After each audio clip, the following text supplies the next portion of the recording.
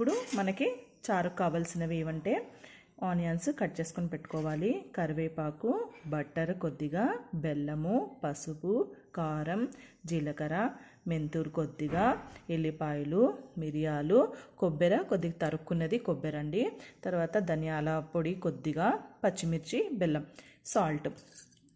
కావాలంటే కొద్దిగా కొత్తిమీర వేసుకోండి, ఫ్రెష్గా చాలా బాగుంటుంది. ఇప్పుడు చేద్దాం.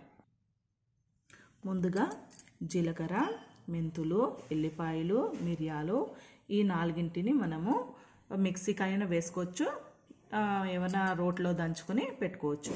ఫస్ట్ రోట్లో దంచుకొని పెట్టుకుందాం. ఇప్పుడు ఇది చల్లగా అయిన తర్వాత ఇలాగా స్కిన్ తీసేయాలండి. ఇలాగా అన్నీ ఈ 4 అన్నీ తీసేసి పెట్టుకుందాం. ఇలాగా స్కిన్ తీసుకున్న తర్వాత వీటిని మనం మిక్సీకి వేద్దాం. ఇప్పుడు ఇలా మిక్సీకి పట్టేశాను. ఈ మిక్సీకి పట్టింది ఇందులో ఇప్పుడు అంటే విత్తనాలు, సీడ్స్ అలాంటివి ఉంటాయి కదండి, అలాంటివి ఏం లేకుండా మనము క్లీన్గా చేసుకోవాలి. ఇలాగా అంతా క్లీన్ చేసుకొని పెట్టుకోవాలి. ఇలాంటి తొక్కలు ఏమైనా ఉన్నా కూడా తీసేయాలండి. ఇలాగా సీడ్స్ ఉన్నాయి చూడండి, ఇదంతా వేస్ట్ అనమాట, పడేద్దాం. ఇది ఇలాగా రసంని తయారు చేసుకోవాలి. ఇప్పుడు చేద్దాం. ఇలా నీట్గా చేసుకోవాలి. ఇప్పుడు ఇలాగా బాండి పెట్టుకోవాలి. ఇందులో ఆయిల్ పోసుకుందాం.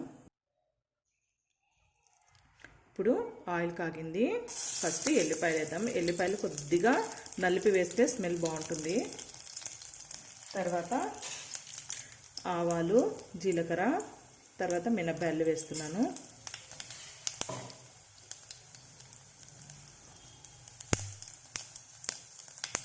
కొద్దిగా ఇలా సౌండ్ వస్తుంది కదండి. తర్వాత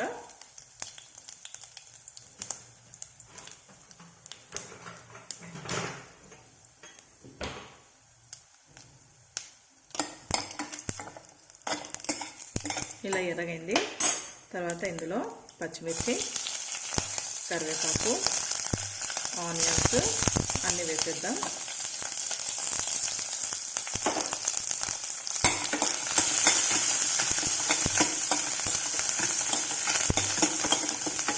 కొద్దిగా ఆనియన్స్ కొద్దిగా ఫ్రై కావాలి.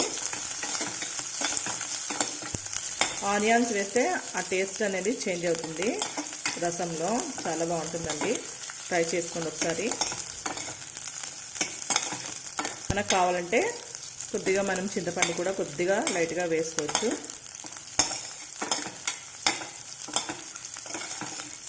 ఇలా ఇప్పుడు ఆనియన్స్ ఫ్రై అయ్యాయి కదండి. ఇప్పుడు ఇది మనం మిరియాలన్నీ ఎల్లిపాయలని దంచుకున్నాం కదండి, ఇది వేస్తున్నా. వేసి కలిపేద్దాం. కొద్దిగా ఎల్లిపాయ, జీలకర్ర, మామూలుగా మిరియాలు ఇవన్నీ వేసి దంచుకున్నాం కదా, మెంతులు, కానీ చాలా స్మెల్ బాగుంటుంది. ఇలా అయిన తర్వాత ఇప్పుడు టమాటో రసం వేసుకుందాం.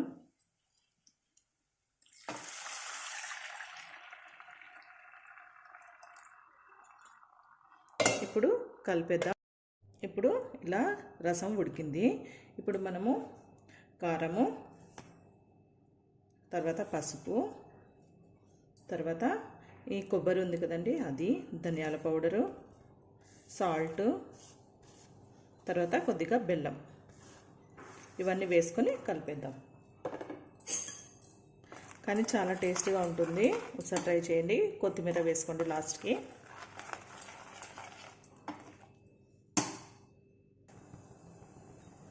టేస్ట్ అయితే చాలా బాగుంది. ఇలా ఉడికినప్పుడు మనం కొద్దిగా కొత్తిమీర వేసుకుందాము. తర్వాత ఇక్కడ బటర్ వేసేస్తున్నా. బటర్ వేయడం వల్ల ఇంకా రుచి చాలా బాగుంటుంది. ఇంతేనండి, చాలా టేస్టీగా ఉంది. ఇప్పుడు మనం రైస్లో కానీ దేంట్లో రైస్లో బాగుంటుంది.